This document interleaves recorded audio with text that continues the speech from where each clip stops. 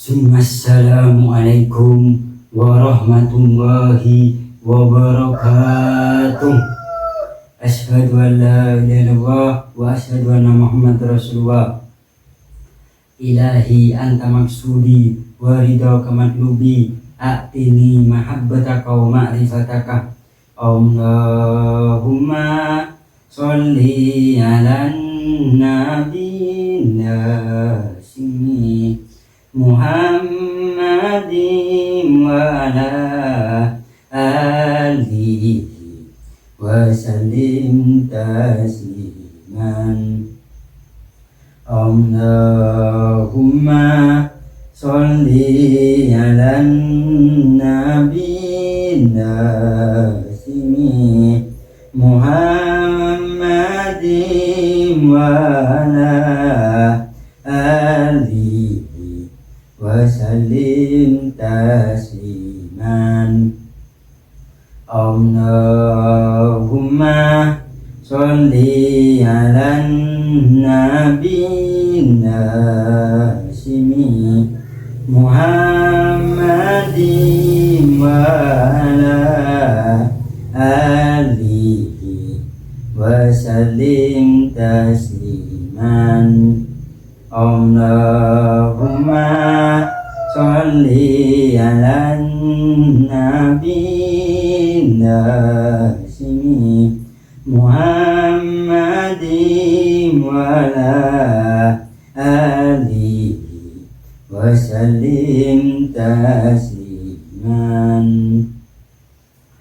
Qala musannifu rahimahullah wa nafa'ana wa bikum fid dharaini amin. Ya hadratas Syekh Qutbul Amin Muhyiddin Syekh Abdul Qadir Jailani Qaddasallahu sirrah bil barakah Ummul Quran. Al-Fatihah. A'udzu billahi minasyaitonir rajim. Bismillahirrahmanirrahim. Alhamdulillahi rabbil alamin. Ar-Rahmanir Rahim. Maliki yaumiddin. Iyyaka na'budu wa iyyaka nasta'in. Ihdinas siratal mustaqim. Siratal ladzina an'amta 'alaihim ghairil maghdubi 'alaihim waladdallin. Amin. Bismillahirrahmanirrahim. Alhamdulillahi rabbil alamin wal 'aqibatu lil muttaqin wala udwana illa 'alad dhalimin. Wassalatu wassalamu ala sayyidina Muhammad wa ala alihi wa sahbihi ajma'in, amma ba'du. Dengan asma Allah yang maha pengasih maha penyayang, puja puji bagi Allah pembina semesta alam, sholawat serta salam semoga dilimpahkan kepada junjungan kita Nabi Muhammad SAW beserta keluarganya, sahabatnya, serta aulia Allah dan para pengikut beliau dari dahulu sampai sekarang dan pada masa yang akan datang.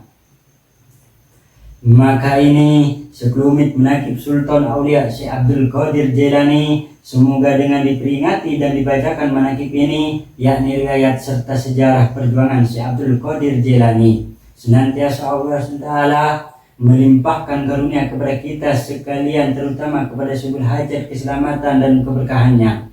Semoga dimudahkan rezeki yang halal dan senantiasa kita dijauhkan dari malapetaka, mara bahaya, dan selalu dilimpahi keselamatan, kesejahteraan dalam keridhaan Allah yang Maha Esa. Semoga Allah menerima segala niat dan maksud kita.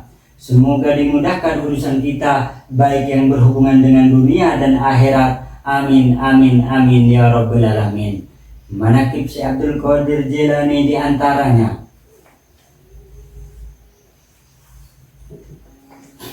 Manqabah ke-34, Syekh Abdul Qadir memberikan pertolongan kepada seorang wali yang telah dilepas pangkat kewaliannya. Diriwayatkan pada zaman Syekh Abdul Qadir ada seorang wali yang telah dilepas dari pangkat kewaliannya. Ia minta pertolongan kepada rekan-rekannya sesama wali, memohon kepada Allah SWT agar ia dapat diangkat kembali mendapatkan pangkat kewaliannya. Wali rekannya itu berkata, "Saya sudah berusaha berdoa memohon kepada Allah SWT agar dapat diangkat kembali pangkat kewalianmu. Bahkan menurut anggapan saya bahwa persoalan ini tidak diterima oleh Allah SWT, dan saya dianjurkan sebaiknya meminta pertolongan dan syafaat Syekh supaya beliau berdoa memohon kepada Allah SWT agar dapat dikembalikan lagi pangkat kewalianmu itu. Kemudian Syekh dapat menerima usulan mereka. Lalu beliau berdoa, sementara itu datang sabda Allah. Sudah banyak para wali yang berdoa, mereka memohon supaya dikembalikan lagi pangkat seorang wali yang sudah dicopot itu. Untuk hal ini kamu jangan minta syafaat baginya. Mendengar sabda itu lalu Syekh mengambil sajadah berangkat menuju suatu lapangan. Pada waktu beliau akan melangkahkan kaki, terdengar ada yang memanggil dari alam gaib. Wahai Gausul Adom Abdul Qadir, bagi orang itu dan 1000 orang yang senasib dengan dia, ku ampuni dosanya. Dan langkah kaki yang kedua terdengar lagi yang bersabda, bagi orang itu dan 2000 orang yang senasib dengan dia. Dan pada waktu akan meminjakkan langkah kaki yang ketiga kembali terdengar, bagi dia dan 3000 orang yang senasib dengan dia, dosanya ku ampuni disebabkan karena pangkat kewalianmu dan kedudukanmu. Syekh mengucapkan rasa terima kasih kepada Allah SWT atas anugerah yang telah diterima. Berkat karomah dan syafaat Syekh, wali yang dilepas pangkatnya itu dapat diterima kembali.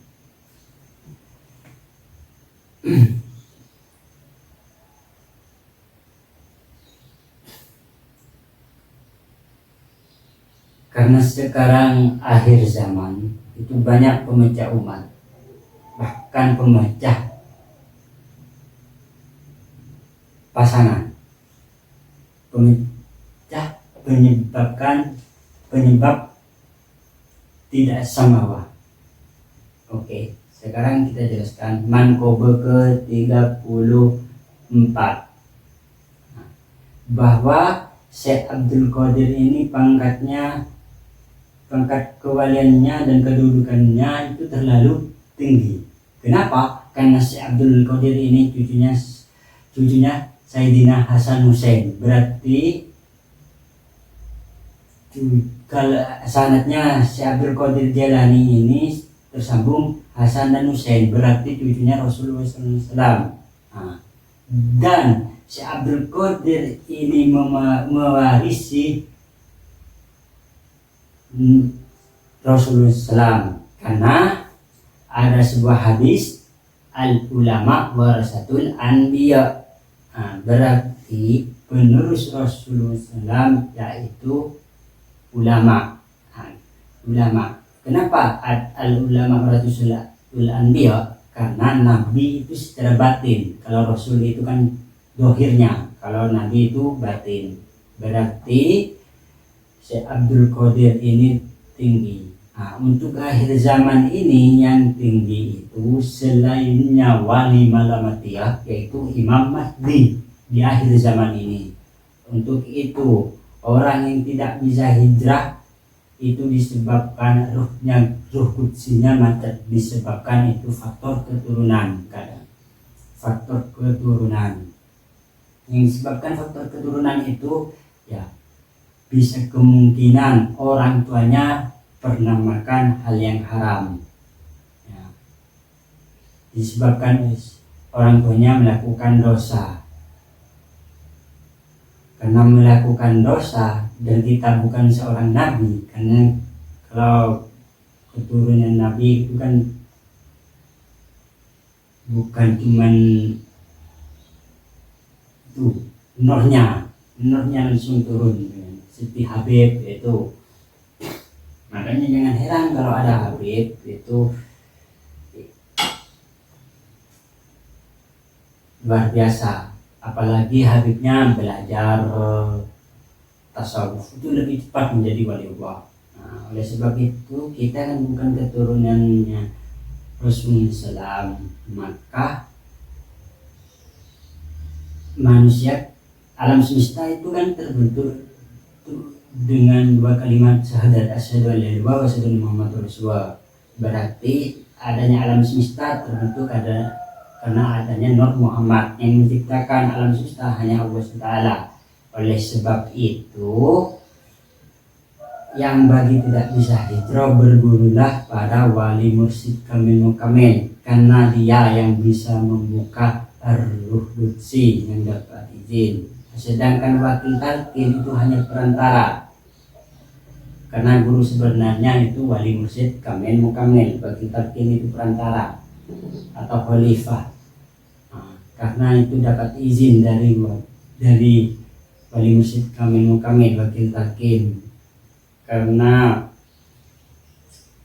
setiap sesuatu itu ada penghantarnya, pasti ada perantaranya itu. Nah, jadi wakil talqin itu perantara, cuman bukan membukanya, perantara. Ada pengantarnya. Kalau seperti sekarang itu, pada zaman sekarang itu tukang pos, itu tukang antar. Seperti itu. Oleh sebab itu, yang tidak bisa sholat jangan terburu-buru di akhir zaman, karena orang yang akidahnya kuat itu pakai istikharah.